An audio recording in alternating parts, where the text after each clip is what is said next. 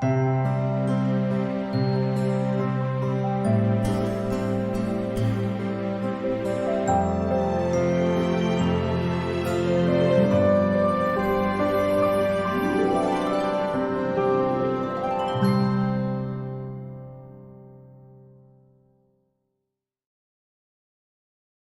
to Nazarene Israel.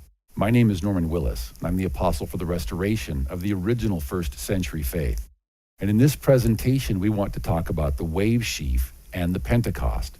And this is going to be a subset of the information that you can find in the full Torah calendar study. If you want to read the full study, I encourage you to go to nazareneisrael.org, and you can read the study free on the pages online, or you can download a PDF copy in English, Spanish, or German. Or you can, if you prefer, you can also purchase a paperback copy from Amazon.com at our cost. But as we discuss in the Torah calendar study, there are 7 main festivals in Scripture for Israelites. Now, the first 3 of these festivals are the Passover, the Feast of Unleavened Bread, and the Pentecost. And together, these form what are called the spring feasts. But the timing of the spring feasts basically rotates around the ripening of the barley and the visible sighting of the first crescent sliver of the new moon in the land of Israel. So this is different than how the rabbis do it, but what we want to do is we want to talk about what Scripture says to do, and then we'll talk a little bit about what the rabbis do later on in this presentation, and we also discuss it in the Torah calendar study. So in the spring, what happens is that when the barley begins to ripen, it reaches a state of maturity known as aviv. Basically, it means almost ripe, or a week or 2 weeks short of being ripe. And then when the barley has been seen in the aviv state, just short of being ripe, then we look for the first crescent sliver of the new moon. And so when we see both aviv barley and the first crescent sliver of the new moon in the land of Israel, that's when we declare Rosh Hashanah, or the head of the year. Now, the rabbis declare Rosh Hashanah in the fall. We're not going to concern ourselves with that. If you want to, you can read about that in the Torah calendar study. But when we reach Rosh Hashanah, the Passover is then 2 weeks or 14 days later. And that can take place on any day of the week. The Rosh Hashanah, or the Passover, also can fall on the first day, second day, third, fourth, fifth, sixth, or even the 7th day of the week. Now, and whatever day the Passover begins on, the first day of unleavened bread would be the next day, and the second day of unleavened bread would be the day after that. And those dates, the Passover and the days of unleavened bread, they all shift together. Now, the thing that's important to remember is that the Omer is a completely separate count. So just like the Feast of Unleavened Bread pertains to the Passover, the Omer is a separate count that pertains to the Pentecost.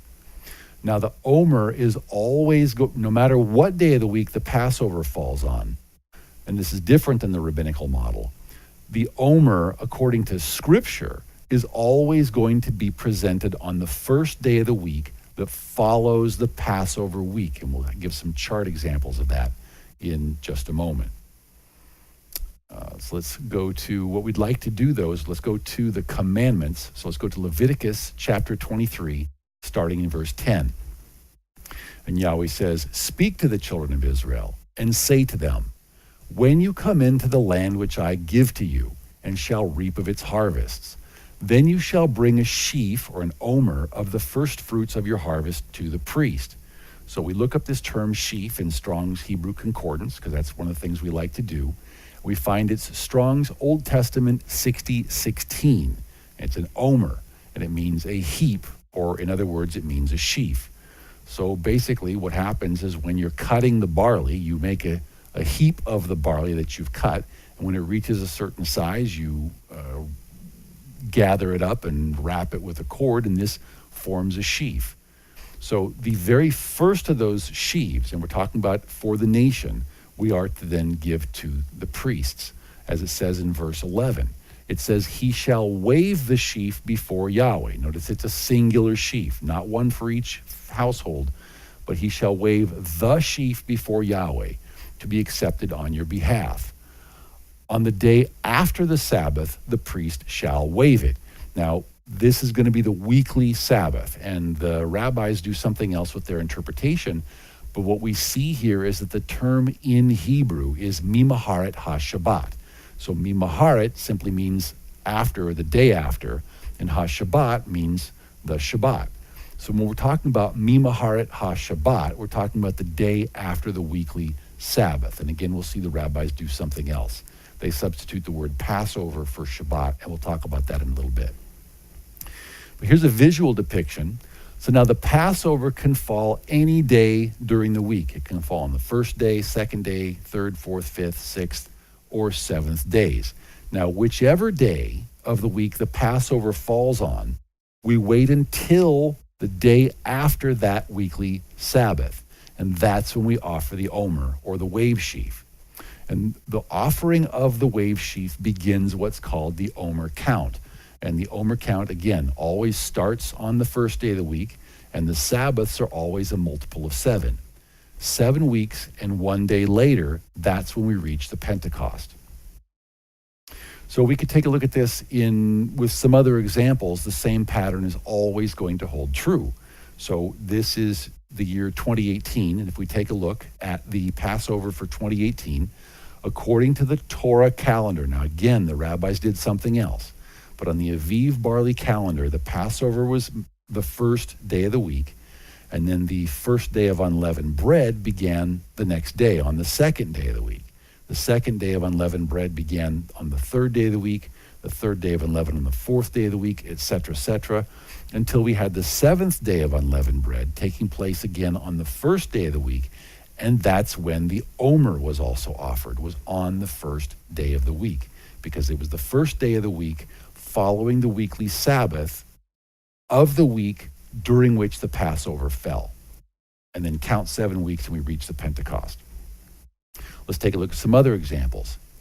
Let's take a look at the week of Yeshua's Passover sacrifice. Now we know that Yeshua was cut off. We know from Daniel, Yeshua was cut off in the middle of the week, but not for himself. And then he spent 3 days and 3 nights in the earth, according to the sign of the prophet Jonah. So then on the day after the weekly Sabbath of the week during which the Passover fell, that's when the Omer was offered. So we know that Yeshua was raised on the first day of the week because we read so in John chapter 20, starting in verse 1.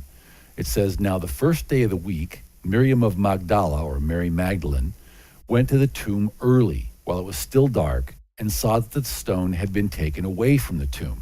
And we know that Yeshua is representative of each one of the festivals, including the wave sheaf offering. So we continue in verse 17. Yeshua said to her, "Do not cling to me, for I have not yet ascended to my Father. I haven't been presented yet." He says, "But go to my brethren and say to them, I am ascending to my Father and your Father, and to my Elohim and your Elohim." So again, Yeshua being representative of the wave sheaf, he still had to go and be presented to his Father, just like the priest would present the physical wave sheaf. And there's symbolic meaning in this too. For example, in 1 Corinthians chapter 15 and verse 20, where the apostle Shaul tells us that now Messiah is risen from the dead, and he has become the first fruits of those who've fallen asleep. And we'll see this term first fruits later, but that's basically what the wave sheaf offering is it's a first fruits of our barley. It's also a first fruits of anything edible in the nation, because in the ancient times, the barley was the first of the crops to come ripe. Now, it's very important understanding that the barley was the first of the crops to come ripe, because to give Yahweh the very first of that which he gives us, to give it back to him, not only does that show love, but it also shows trust and faith in him. So if we continue in Leviticus 23 and verse 14, Yahweh says, "You shall eat neither bread nor parched grain," and parching is a kind of roasting. "So you shall eat neither bread nor parched grain nor fresh grain until the same day that you have brought an offering to your Elohim. It shall be a statute forever throughout your generations and in all your dwellings." So what that means is that no matter where we are, no matter where we dwell, We are supposed to bring Yahweh the very first of that which he gives us. And this, again, shows our love and our trust for him. So continuing in verse 15, he says, and you shall count for yourselves from the day after the Sabbath, meaning the day after the weekly Sabbath, from the day that you brought the sheaf of the wave offering, 7 Sabbaths shall be completed, meaning we are to wait 7 weeks and a day, or to count 50 days. He continues. Verse 16, he says, count 50 days to the day after the 7th Sabbath. Then you shall offer a new grain offering to Yahweh. So the rabbis do something else. They offer their Omer the day after the Pesach. And we'll show you why we believe that they do this. So we go to Joshua chapter 5 and verse 10. There's a special condition wherein the children of Israel experience the Passover on the Shabbat. So Joshua 5 and verse 10 says, now the children of Israel camped in Gilgal and kept the Passover on the 14th day of the month at twilight on the plains of Jericho. So it's correct, the Passover should be offered on the 14th day of the month. And then the Passover is offered between the evenings, so first evening being noon, the second evening being sundown. So it's offered between the evenings, but it takes a while to dress it out and then cook it. So they would have enjoyed the Passover meal then on the evening starting the 15th day at twilight. So continuing to verse 11, it says, and they ate of the produce of the land on the day after the Passover, unleavened bread and parched grain on the very same day. Now this is very important because Yahweh's just told us not to partake anything of the crops, the produce of the land, until after we've brought him an offering. So this is one of the ways that we know when the Passover was during the time of the conquest of the land of Canaan. If we take a look at the visual chart, we know that the Passover had to have been offered on the Sabbath, because the day after the Sabbath would be the day after the weekly Sabbath during which the Passover was offered. That would be the day of the Omer offering. It also would be the first day of unleavened bread.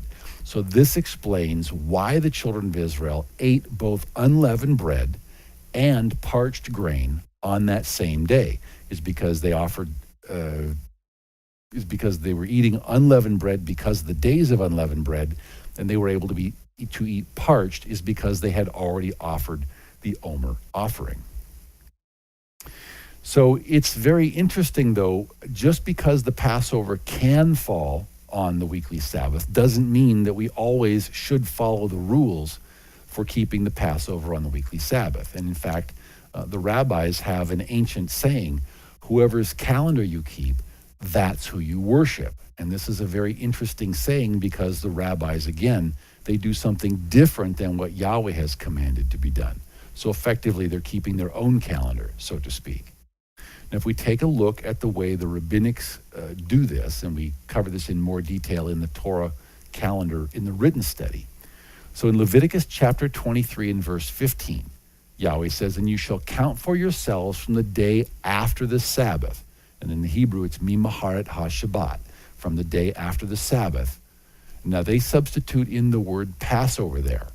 It says, from the day that you brought the sheaf of the wave offering, 7 Sabbaths shall be completed. Now, notice what they've got here. They've got in the second line down, so mimaharet ha-Shabbat, they effectively translate that as mimaharet ha-Pesach.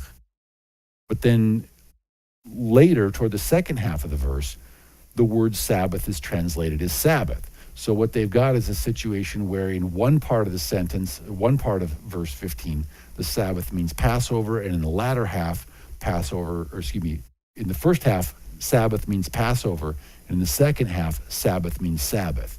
So this doesn't work, but this is how the rabbis come up with their count, and this is a depiction of their count. So, for example, on Yeshua's Passover sacrifice, the week of that sacrifice, the rabbis, and we know from Josephus and other things, we talk about this in the written study, the rabbis would offer the wave sheaf offering the very next day. So this gives us a situation where Yeshua is cut off in the middle of the week, And then he spends 3 days and 3 nights in the belly of the earth, but the Omer is offered the very next day.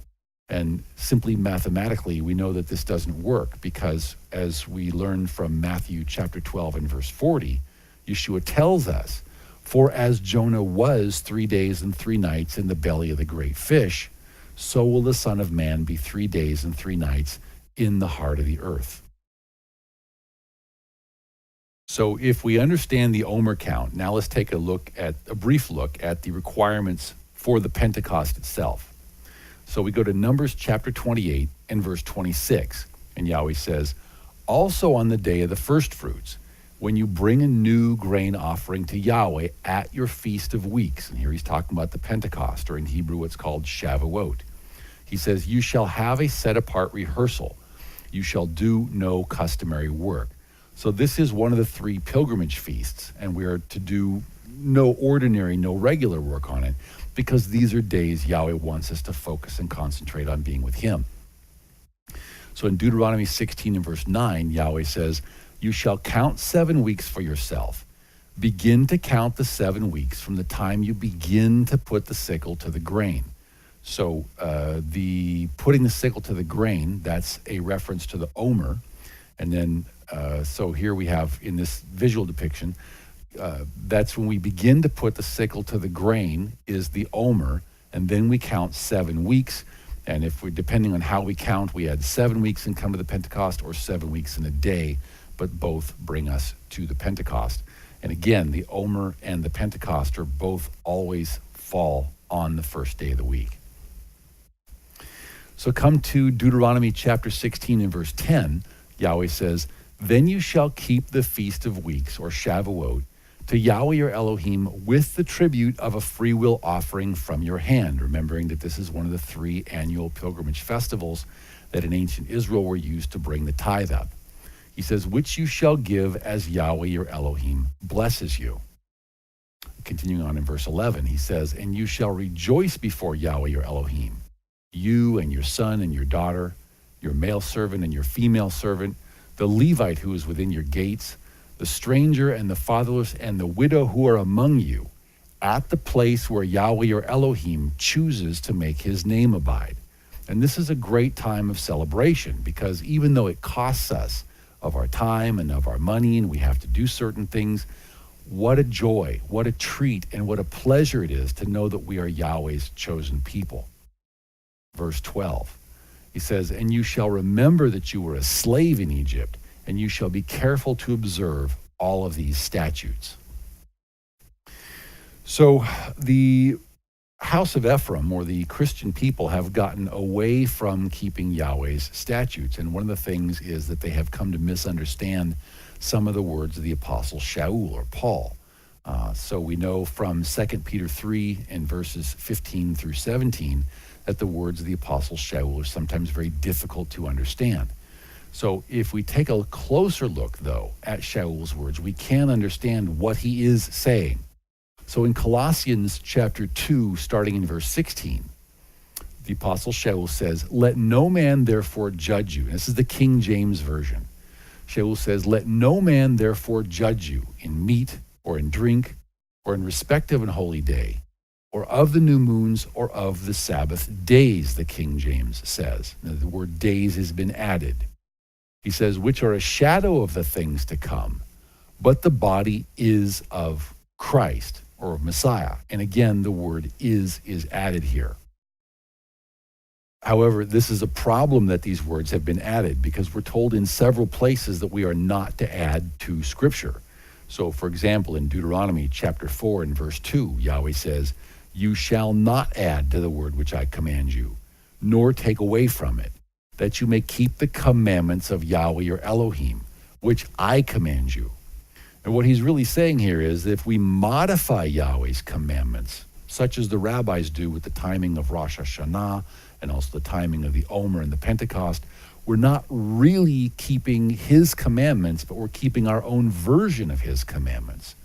And this is why Solomon also says in Proverbs chapter 30 and verse 6, he says, "Do not add to his words, lest he rebuke you and you be found a liar." So we don't want to add anything to his words. So where the King James translators have added these two words, days and is, we want to take those added words back out and see what difference it makes. So let's take a look at the King James corrected with the two added words taken out. And let's see if we can read closely and determine what Shaul is saying here. So Shaul says, let no man therefore judge you in meat or in drink or in respect of an holy day or of the new moons or of the Sabbath. He says, which are a shadow of things to come, meaning they're a prophetic shadow picture of coming things. He says, but the body of Messiah. But the body of Messiah what? Okay, so let's rearrange these. Let's take a look here. He's got three main ideas. So the first idea is, let no man therefore judge you in what you do regarding the feasts or the new moons or the Sabbath. He says, the second clause, he says, because these are prophetic shadow pictures of things that are still to come. And then he says, in the third clause, he says, but the body of Messiah. And again, but the body of Messiah what? So let's reorder these three clauses to make it read more smoothly. And what we see is what Shaul is actually telling us is, he says, let no man but the body of Messiah therefore judge you in meat or in drink or in respect of an holy day or of the new moons or of the Sabbath. He says, which are prophetic shadows of things still to come. In other words, and as we'll see from Shaul's example, not only were these things past fulfillments, not only were they fulfilled in the first century, but they're also going to be fulfilled in future times as well. So we know that the first Pentecost was fulfilled in the wilderness of Sinai, where Yahweh delivered the Ten Commandments. The Ten Commandments being more or less a codification of Yahweh's Spirit.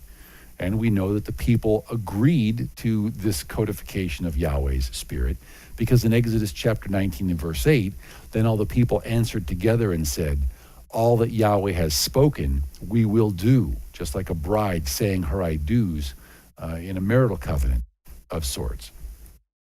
But then we come to the first century, we come to Acts chapter 2, starting in verse 1. Now remembering this is after Yeshua's death, burial, and resurrection. So the church hypothesis is that Yeshua's sacrifice on the cross or the stake or tree or whatever you want to call it, that Yeshua's sacrifice did away with all of the Old Testament festivals. But we know this isn't the case because in Acts chapter 2, starting in verse 1, we're told, when the day of Pentecost had fully come, they were all with one accord in one place, and that one place was probably the temple courtyard. And suddenly there came a sound from heaven as of a rushing mighty wind, and it filled the whole house where they were sitting. Then there appeared to them divided tongues as of fire, and one sat upon each of them. And they were all filled with the set-apart Spirit, and began to speak with other tongues, as the Spirit gave them utterance. Now, it's very important and symbolic that Yahweh gave a codification of his Spirit in the day of Pentecost in the wilderness. Here in Acts chapter 2, after Yeshua's arrival, he's actually giving the gift of his Spirit. Now, the gift of the Spirit had been given before, but this was the first time it had been poured out en masse to a very large group of people. And if we want to read more about that, about the gift of speaking in tongues, I would encourage you to read Nazarene Scripture Studies Volume 1, where we talk about speaking in tongues. And again, you can get that on the NazareneIsrael.org website or from Amazon.com. But we know that the apostles continued to practice the days of the festivals that Yahweh gave, the original 7 festivals. Because, for example, in 1 Corinthians chapter 16 and verse 8, the apostle Shaul tells us, he says, but I will tarry in Ephesus until Pentecost. So the apostle Shaul is still keeping the Pentecost. And we know that this is the Pentecost on the Jerusalem calendar and not on the Roman calendar because of Acts chapter 20 and verse 16, where we read that Shaul had decided to sail past Ephesus so that he would not have to spend time in Asia, for he was hurrying to be at Jerusalem, if possible, on the day of the Pentecost. So again, we know that the Pentecost was still important to them in the first century. And so we've seen that the Yahweh tells us to keep his festivals always. We've seen that there was a fulfillment at Mount Sinai in what might be called the Old Testament or the Tanakh period. We saw that it was fulfilled in Acts chapter 2 in the renewed covenant period after Yeshua's resurrection. And we're also going to see that it's going to be fulfilled again in the future by the 144,000. So in Revelation chapter 14 and verse 4, it tells us that these, referring to the 144,000, are the ones who were not defiled with women, for they are virgins. And these are the ones who follow the Lamb wherever he goes. These were redeemed from among men, being first fruits to Elohim and to the Lamb. So if we want to be first fruits unto him, then we need to be keeping the Feast of First Fruits, because these things are set apart rehearsals. And this is also why in 1 Corinthians chapter 15, starting in verse 22, Shaul tells us, for as in Adam, all die, even so in Mashiach, or Messiah, all shall be made alive. But each one in his own order.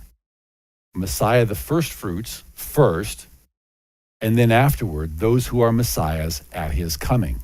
And again, if we seek to be Messiahs, then we ought to keep his festival days. If you'd like to know more about the Torah calendar, I encourage you to go to nazarenisrael.org and download a copy of the Torah calendar, or you can read it free online, or you can purchase a copy at amazon.com at our cost. So please join us again, and please check out the free studies that are available at nazarenisrael.org. Shalom.